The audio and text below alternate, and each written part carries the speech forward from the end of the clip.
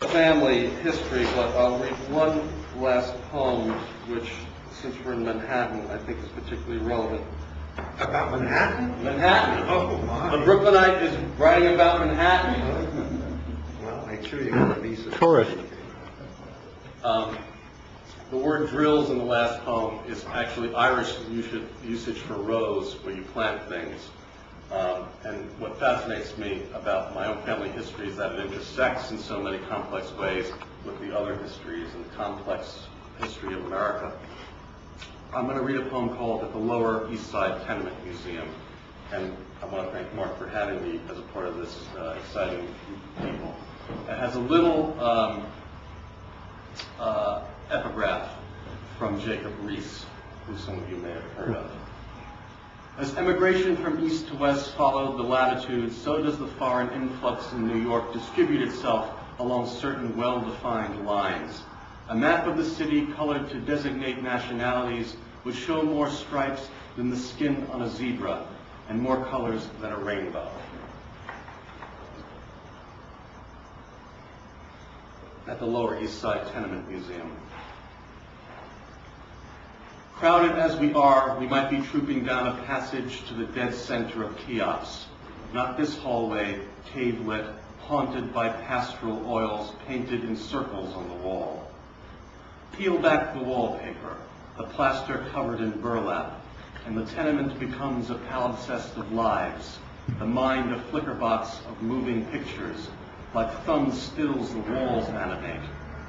A panorama of fire escapes, handshake shafts, where light filters down, a minor grace to lie like fine dust on faces bored and anonymous, bored and frightened, or trying to shine with muted hope behind the filmy panoply of windows.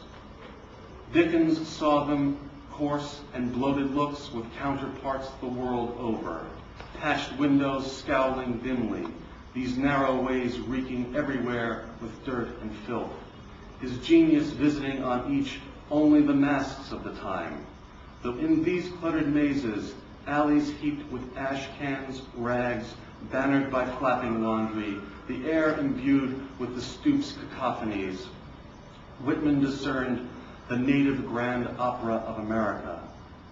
Clatter of wheel hub, hawker's calls, the blunt tap of a shoemaker's hammer, an organ grinder's Turkish march, ram's horn, zither, the sweatshop's low, unmodulated hum. And now from one blighted court, Gotham, or bandit's roost, a crowd of toughs stares back. Growlers in high-button coats and bowler hats emerge from their garrets. Swamp angels, pug uglies, crossmen and crackmen of the bloody old Sixth, flash talking in a fade-out of sunlight off the roofs, heading for a bender in Cat's Hollow or Paradise Square, hot for the hot corn girls on Little Water, Squeeze Gut Alley.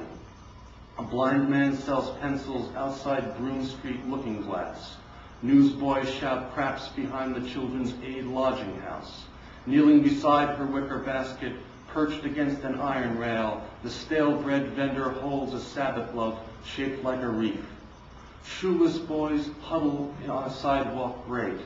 There are pig's feet cooking in the crew bean for the rag picker, for the coal heaver, stains indelible on the cigar maker's fingers, a jigsaw of horse carts, coal carts, rag carts, and fruit carts. There are runners hustling hordes from the slips and wharves to the 5-cent spots on Bayard, the 7-cent cots on Pell. There is whipworm, TB, cholera, the scourge of God, the outhouse, the house of industry, and the house of blazes. There is Jewtown, Chinatown, Little Dublin, and Little Africa, the brick-in-your-eye ignorance of draft riot and know-nothing. But down in the dance halls and the black and tan dives of the Bend, in Peter Williams and the Diving Bell, the throngs gather for the red-faced trumpeter that looks like he's blowing glass. An invisible wall's sound bubbling out into the street, and the man whose feet move quickly as fingers on a tambourine, single shuffle, double shuffle, cut and cross-cut, the steps a ripple of waves that fold into each other in low-ceilinged smoke, a joining of jig and juba, or like those lovers in the corner, their skins blending in the half-light of the world to come. Thanks.